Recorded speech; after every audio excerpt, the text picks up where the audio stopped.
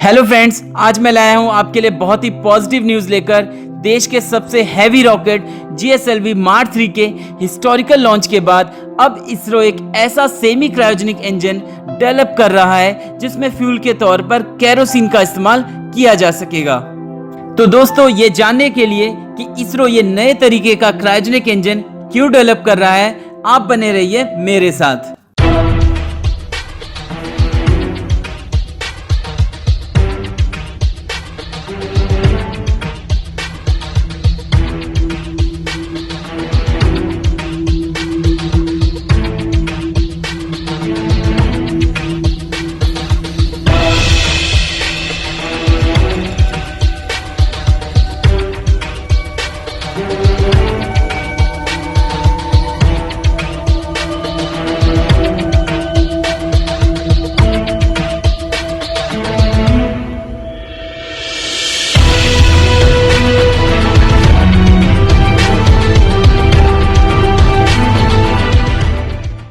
अन्य traditional fuels के मुकाबले केरोसिन को इको फ्रेंडली माना जाता है। कुछ रिपोर्ट्स के मुताबिक अगर सब कुछ प्लान के मुताबिक रहा तो इसरो इस सेमी क्रायोजेनिक इंजन का फ्लाइट टेस्ट 2021 में कर लेगा। रॉकेट लॉन्च के दौरान इस सेमी क्रायोजेनिक इंजन के इस्तेमाल का पहला प्रॉफिट यह है कि यह रिफाइंड केरोसिन का यूज करता है, जो ट्रेडिशनल लिक्विड फ्यूल के कंपैरिजन में लाइटर होता है। केरोसिन यूज करने का दूसरा फायदा यह है कि इसे नॉर्मल टेम्परेचर पर स्टोर करके रखा जा सकता है। प्रेजेंट में इस्तेमाल होने वाले लिक्विड ऑक्सीजन और लिक्विड हाइड्रोजन के मिक्सचर का वेट केरोसिन से ज्यादा होता है और इसे 0 से नीचे -253 डिग्री टेम्परेचर पर स्टोर करके रखना पड़ता है। ट्रेडिशनल क्रायोजेनिक इंजन में 2 फ्यूल टैंक होते हैं, एक नीचे जिसमें ऑक्सीजन होती है और दूसरा ऊपर जिसमें हाइड्रोजन होती है।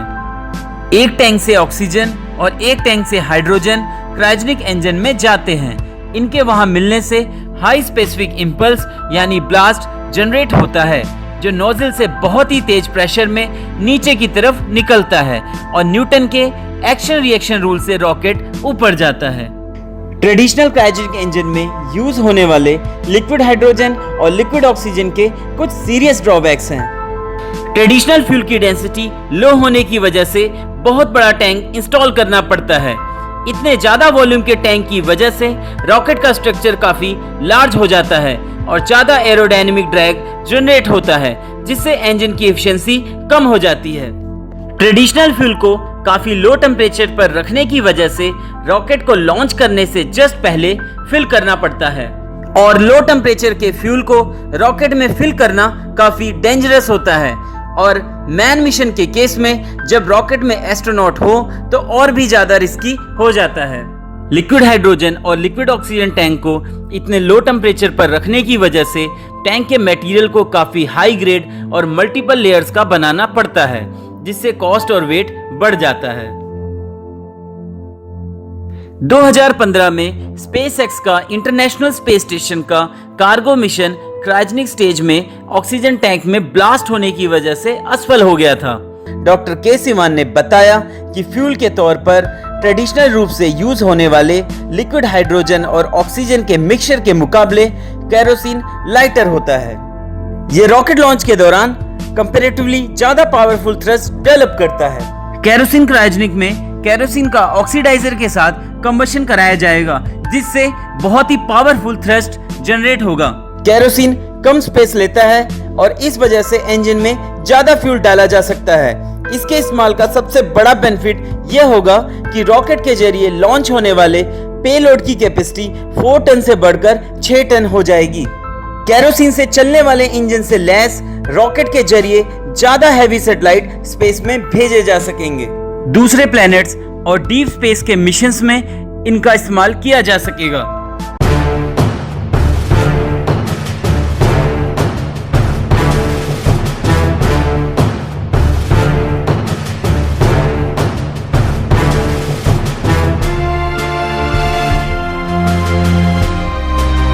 इस सेमी क्रायोजेनिक इंजन के प्रोजेक्ट को सेंट्रल कैबिनेट ने 2008 में मंजूरी दी थी। उस वक्त इसकी अनुमानित लागत 1798 करोड़ रुपए थी।